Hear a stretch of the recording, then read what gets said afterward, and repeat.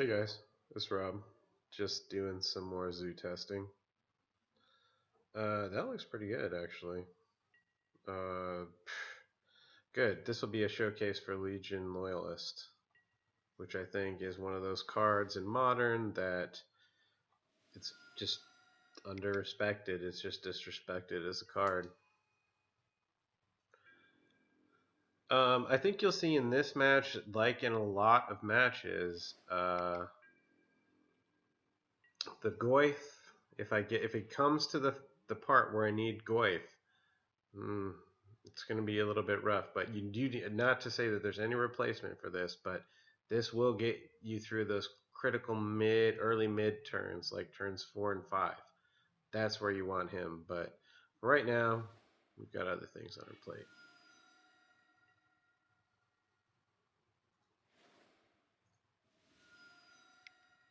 Because now I'm swinging for 4 on turn 2, and a lot more on turn 3.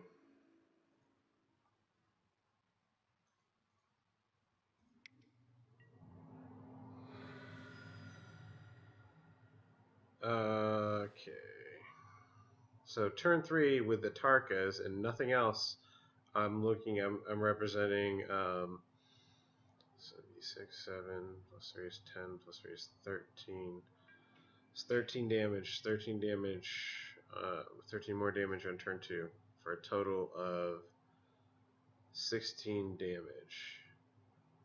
Now, if I get extra land, which I do, it changes things a little bit for me. Yeah, extra damage judgment.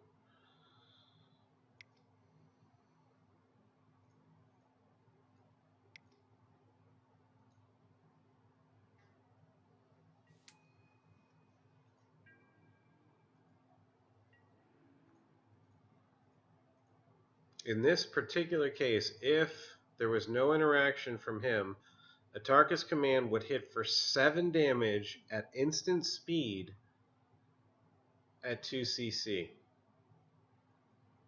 That is pretty strong. Okay, so he does that. Now look, at 2-for-1s. It 2-for-1s and does nothing else. It still does the same thing, and it 2-for-1s. It's like a 3-for-1 for 2 mana. Because now my, yeah, that will crush. That's basically a good game right there. It's a winning play. It's a winning deck.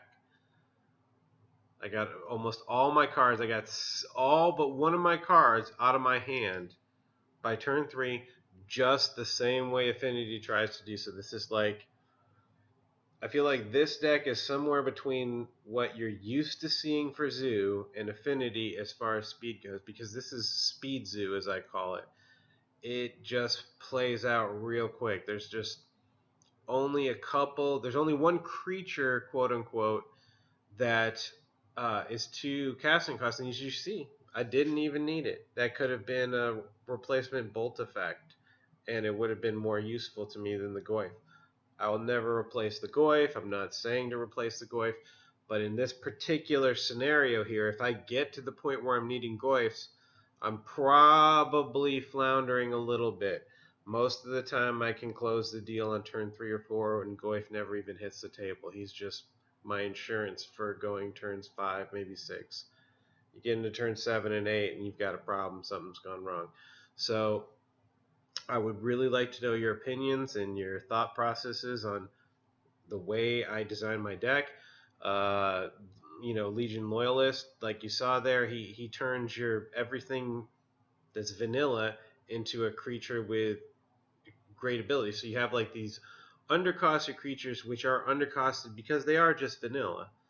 And then all of a sudden he hits the deck, swings with haste, turns all of the existing vanilla creatures into creatures with great abilities that you normally have to pay 1 and 2 mana per creature for, and now he only costs 1.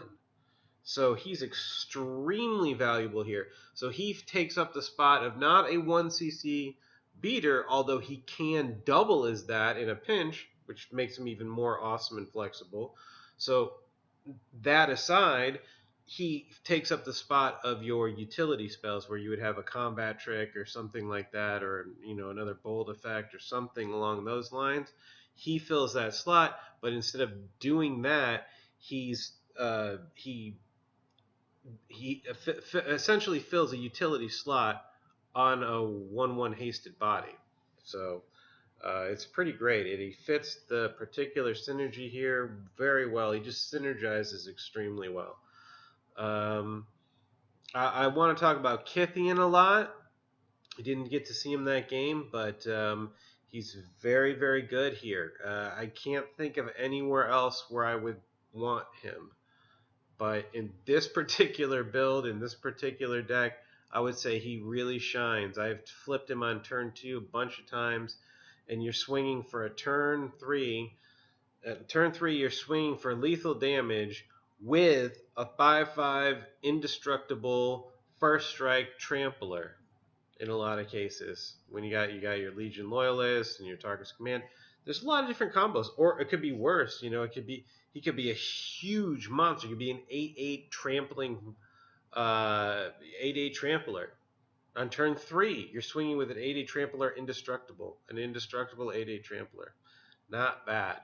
So not bad for 1 CC. So he's a threat. Everything at 1 is a threat, and that's the main thing. This is the only arguable one, but he's not taking up the 1 CC threat area. He's taking up the utility card slot. He just happens to add to that threat as well. So it's a great list, guys. This is a freaking fantastic list. Probably my least favorite card is a Boros Charm, but it it hits for 4 or more for 2 CC all the time. If you double strike a 5 or a 6 power Goif, now it's hitting for 5 or 6. But it could also do some other things, and it does other things as well. So, thanks for watching, guys. Appreciate it. Later.